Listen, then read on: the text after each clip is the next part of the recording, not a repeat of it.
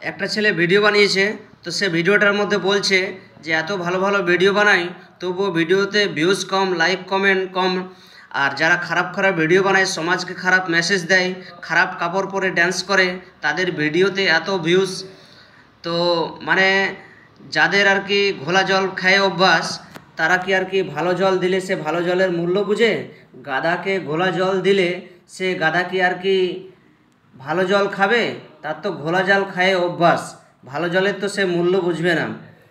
তো আমি সেই ছেলেটার প্রোফাইলটাতে ঢুকলাম, ঢুকে দেখলাম যে কী ধরনের ভিডিও আছে দেখি।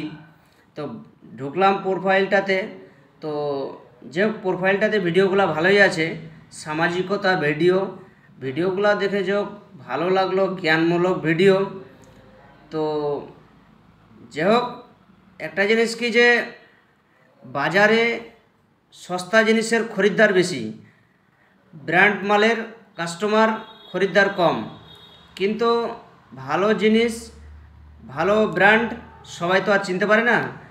যেগুলো পচা মাল, খারাপ মাল, সস্তা মাল, তাদের খরিদ্দার বেশি। হ্যাঁ, তাহলে একটা কথা বলবো ভাই, তোমার যে সম্মানটা আছে সে সম্মানটা তাদের নেই। তুমি যে সম্মানটা পাচ্ছ সে সম্মানটা তাদের নেই।